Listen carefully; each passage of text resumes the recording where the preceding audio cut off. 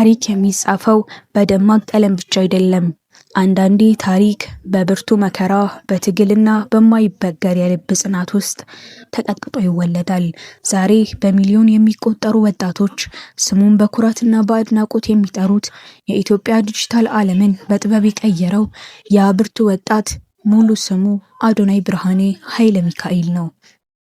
ወጣቱ አዶናይ ብርሃኔ ኃይለ ሚካኤል ወደ ታች ምድር ሲመጣ የፊቱ የህልም አድማስ ገና ከጠዋቱ ጀምሮ በፈተናዎች የታጠረ ነበር።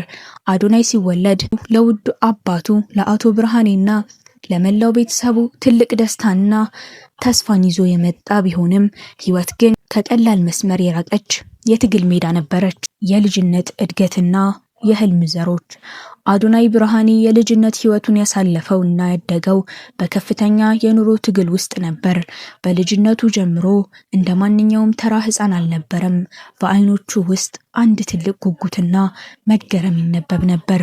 ለቴክኖሎጂ፣ ለሰው ልጅ ግንኙነት፣ ለኪነ ጥበብና ሰዎችን በፈገግታ ለመሙላት ልዩ ፍላጎት ነበረው። የእድገቱ ዘመን ግን ሙሉ በሙሉ አልጋ ባልጋ አልነበረም። አባቱ አቶ ብርሃኔና መላው ቤተሰቡ በከፍተኛ የኢኮኖሚ ትግል ውስጥ እያለፉ እሱን ለማሳደግ ሌት ተቀን ይደክሙ ነበር። አዶናይ የቤተሰቡን ልፋት በጥልቀት እያያደገ ያደገበት ማህበረሰብ ወጣቶች ተምረው ተቀጥረው ወርሃዊ ደሞዝ እየተከፈላቸው የሚኖሩበትን የተለመደ የህይወት መስመር ብቻ እንደ ብቸኛ የስኬት መንገድ የሚቆጥር ነበር። አዶናይ ግን በውስጡ የተለየ የፈጠራ እሳት ነበረው። በየቀኑ ሲያድግ እኔ ለራሴና ለሀገሬ ምን የተለየ ነገር መፍጠር እችላለሁ የሚለው ጥያቄ በአእምሮ ውስጥ ይመላለስ ነበር። ያደገበት አካባቢ ጥረትና ትጋት ያስተማረው ቢሆንም የውስጡን ሰፊ ራዕይ የሚሸከምለት መድረክ ግን ገና አልተፈጠረለትም ነበር። የስደት ህይወትና የባዕድ ሀገር እቶን። የአዶናይ ህይወት ትልቁን መከራና የትግል ምዕራፍ ያስተናገደው ወደ ስደት ዓለም ሲያቀና ነበር። ልክ እንደ ብዙዎቹ ኢትዮጵያውያን ወጣቶች የተሻለ የኢኮኖሚ አቅም ለመፍጠር ቤተሰቦቹን ለመደገፍና ህልሙን ሰፋ ባለ መድረክ ላይ ለመፈተን ወደ ስደት ሀገር አቀና። የስደት ህይወት ከሩቅ ሲያዩት እንደ ወርቅ የሚያብረቀርቅ፣ ከውስጥ ሲገቡበት ግን የብረት እቶን ነው። አዶናይ ስደት ሲደርስ የገጠመው ብቸኝነት፣ የባህል መለያየትና አዳዲስ አካባቢዎችን የመልመድ ፈተና ብቻ አልነበረም። ዋናው ፈተና ማንነቱን ጠብቆ በሰው ሀገር ራስን ችሎ ለመኖር የሚደረገው የህልውና ትግል ነበር። በሰው ሀገር ማንም የሚያውቀው የለም፣ ማንም የሚያበረታታውም የለም። ሌት ተቀን እየደከመ በተለያዩ ከባድ ስራዎች ውስጥ እያለፈ ራሱን ማሸነፍ ነበረበት። ነገር ግን የስደት ዘመን አዶናይን ሰበረው ሳይሆን አቀለጠው፣ እንደ ብረት አነጠረው። በስደት ህይወቱ ውስጥ እያለ የሰው ልጅን ስነ ልቦና፣ የዓለምን አካሄድና የማህበራዊ ሚዲያን የኃይል ሚዛን በጥልቀት ለመረዳት ቻለ። እኔ አገሬንና ባህሌን ይዤ ማንነቴን ሳልጥል እንዴት ተጽዕኖ መፍጠር እችላለሁ ብሎ ማሰብ የጀመረው በዛ በስደት ብቸኝነት ወራት ውስጥ ነበር። ስደት አዶናይን የሰጠው ስቃይ ብቻ ሳይሆን ዓለምን የሚያይበት ትልቅ መነጽርም ጭምር ነበር። የቲክቶክ ህይወት ጅማሩና ትችቶች። ከረጅም የስደት ቆይታ በኋላ አዶናይ ብርሃኔ ወደ ዲጂታሉ ዓለም ለመግባት ወሰነ። ቲክቶክ በኢትዮጵያ ውስጥ በስፋት መተግበር በጀመረበት ወቅት እሱ መድረኩን እንደ ተራ መዝናኛ ሳይሆን እንደ ትልቅ የፈጠራና የለውጥ ድልድይ ተመለከተው። ጉዞውን ሲጀምር ግን በእጁ ላይ የነበረችው አነስተኛና ተራ ስማርት ስልክ ብቻ ነበረች። የውድ ካሜራ ባለቤትም አልነበረም። የድምጽ ማስተካከያ ወይም ስቱዲዮም አልነበረውም። ነገር ግን ባለው ነገር መነሳትን መረጠ። የመጀመሪያዎቹን አጫጭር ቪዲዮዎች መቅረጽና መልቀቅ ሲጀምር የገጠመው ነገር ግን እጅግ አስደንጋጭ ነበር። ማህበረሰቡ በወቅቱ ቲክቶክን እንደ ጊዜ ማጥፊያ፣ እንደ ስራ ፈትነትና እንደ ዋጋ ቢስ ነገር ይመለከተው ነበር። ይህ ልጅ ጊዜውን በከንቱ ያጠፋል የሚሉ ትችቶች፣ የቅርብ ሰዎች ነቀፌታቸውንና ማህበራዊ ሚዲያ ላይ የሚሰነዘሩ አስከፊ የሳይበር ጥቃቶች በየቀኑ እንደ ናዳ ወረዱበት። አርፈ ስራህን አሰራሙ የሚለው ድምጽ በየአቅጣጫው ይጮህ ነበር። አዶናይ ግን በሚሰነዘሩበት የድንጋይ ትችቶች ላይ ቤተ መንግስቱን ለመገንባት ወሰነ።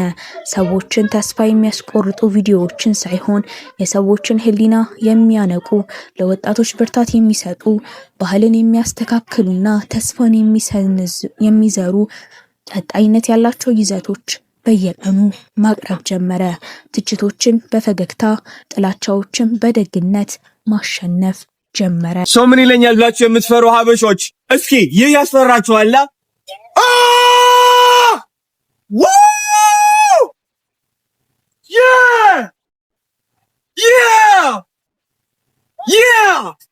ማንም ሰው ስለእናንተ አይጨናነቅም። ማንም ሰው ሁሉም ሰው የየራሱ ቤት ኪራይ ያለው፣ ሁሉም ሰው የየራሱ ጭንቅ አለበት። ስለእናንተ ማንም አያስብም። እንደፈለጋችሁ ጩሁ፣ ተናገሩ። I don't say. You want to be my video? No. Can I ask you a question? No, thank you. Can I ask you a question? No. አሁን nothing ያለ you moved on. It's okay. Rejection አትፍሩ። ሰው እምቢ ይላቸዋል፣ ይሰድባቸዋል፣ ይንቃቸዋል፣ ይተርባቸዋል፣ አንዳንዱ ደግሞ ይወዷቸዋል። የየራሱ ምርጫ አለ። ህይወታችሁ ኑሩ፣ አትፍሩ። የስኬት ዘመንና አዲሱ የታሪክ ምዕራፍ። ትጋት መቼም ቢሆን ከንቱ ሆኖ አይቀርም። አዶናይ ተስፋ ሳይቆርጥ ያደረገው ጥረት በአጭር ጊዜ ውስጥ በሚሊዮን የሚቆጠሩ ሰዎችን ልብ ማሸነፍ ጀመረ። በኢትዮጵያና በዲያስፖራው ዘንድ እጅግ ተወዳጅ፣ ትሁትና ተጽዕኖ ፈጣሪ የዲጂታል መሪ ለመሆን በቃ። እናም ዛሬ ያ ትናንት በብቸኝነት የስደት ህይወትና በትችት ውስጥ ያለፈው ወጣት ታላቅና አዲስ ምዕራፍ ከፍቷል። አዶናይ ቲክቶክ አካዳሚ እና ደማቁ ምርቃት። ወጣቱ ተጽዕኖ ፈጣሪ አዶናይ ብርሃኔ ኃይለ ሚካኤል በትጋትና በፈጠራ ክህሎቱ በአሁኑ ወቅት በዲጂታሉ ዓለም ውስጥ ትልቅ መነጋገሪያ ሆኗል። ይህንን ተከትሎ በዋና ከተማችን አዲስ አበባ ውስጥ በአይነቱ ልዩና እጅግ ማራኪ በሆነ ስነ ስርዓት አዶናይ ቲክቶክ አካዳሚ የተሰኘውን አዲስ ማሰልጠኛ ተቋም በይፋ አስመርቋል።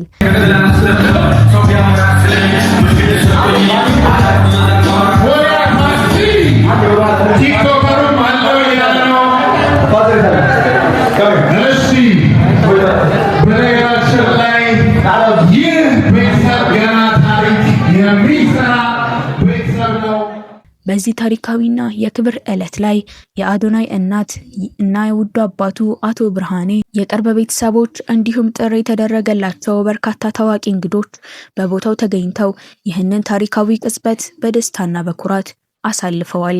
በምረቃው ስነ ስርዓት ላይ አዶናይ አሁን ለደረሰበት ስኬትና ዝና ያለፈባቸው አስቸጋሪ መንገዶች፣ የገጠሙት ፈተናዎችን የሚያሳይ አጭር ቪዲዮ ለእንግዶቹ አቅርቧል። ይህ ተቋም በኢትዮጵያ ያለውን የዲጂታል ሚዲያ ዘርፍ ወደ ላቀ ደረጃ የሚያሸጋግርና ለብዙዎች ተስፋን የሚሰጥ ደማቅ ክስተት ሆኗል። የአካዳሚው ዓላማና ለወጣቶች ያለው ጠቀሜታ። አዶናይ ይህንን አካዳሚ የከፈተበት ዋና ምክንያት እሱ በቲክቶክ ህይወቱ ሙሉ በሙሉ ህይወቱ እንደተለወጠ ሁሉ ሌሎች ወጣቶችም የእሱን ፈለግ ተከትለው በቀላሉ ስኬታማ እንዲሆኑ ለማስቻል ነው። አካዳሚው በዋናነት ወጣቶችን በሶስት ትላልቅ ዘርፎች ላይ ያሰለጥናል። አንደኛው ማህበራዊ ሚዲያ አጠቃቀም። ወጣቶች ማህበራዊ ሚዲያን በአግባቡ በጥንቃቄና ለበጎ ነገር እንዲጠቀሙ ማስተማር ነው። ሁለተኛው የቪዲዮ አሰራር ጥበብና ዲጂታል ፈጠራ። ይዘት ፈጣሪዎች ወይም ኮንተንት ክሬተርስ ራሳቸውን በጥራት የሚገነቡበት፣ ጥራት ያላቸውን ቪዲዮዎች እንዴት መስራት እንደሚችሉ የሚማሩበት የእውቀት ማዕከል መሆን ነው። አካዳሚው ተማሪዎችን በየደረጃው ስኬታማ እንዲሆኑ ከማስተማር ባለፈ ከ100,000 በላይ ተከታዮች ያላቸውን ጎበዝ ተማሪዎች ከተለያዩ ድርጅቶች ጋር በማገናኘት የማስታወቂያ ስራዎችን እንዲያገኙ ያመቻቻል። ይህ ደግሞ ለብዙ ወጣቶች አዲስ የፈጠራ እና የስራ ዕድል በር ይከፍታል።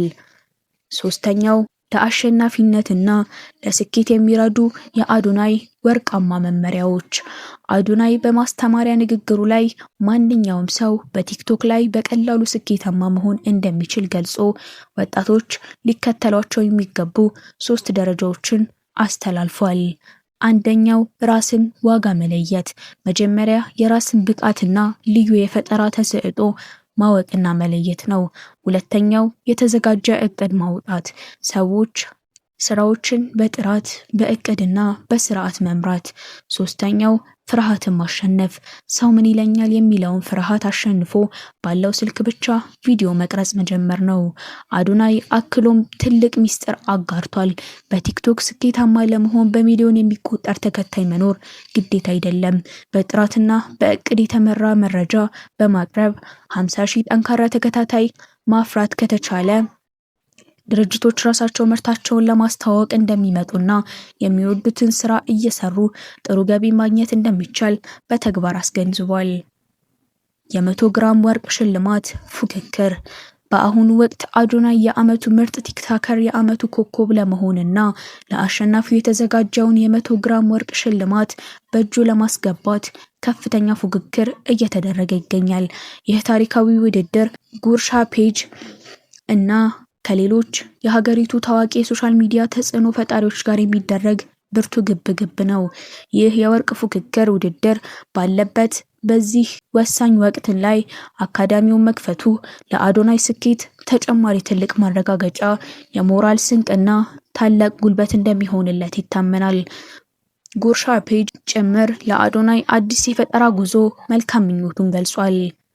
የአዶናይ ብርሃኔ ኃይለ ሚካኤል የህይወት ታሪክ ተራይ ስኬት ወሬ አይደለም። በትጋትና በፈጠራ በስደት እቶን ውስጥ አልፎ በትችትና በመከራ ውስጥ አልፎ ዛሬ ላይ የሺዎችን ህይወት የሚቀየር ታላቅ ተቋም የገነባ ወጣት ህያው ምስክርነት ነው። እሱ ዛሬ ላይ ለኢትዮጵያውያን ወጣቶች የትጋት የተነሳሽነትና በዲጂታሉ ዓለም የተስፋ ትልቅ ምሳሌ ወይም ሮል ሞዴል መሆን ችሏል። ለዛሬ ያዘጋጀንላችሁ ዝግጅት ይህንን ይመስል ነበር። በሌላ ድንቅ ፕሮግራም እስከምንገናኝ ድረስ ሰላም ቆዩ።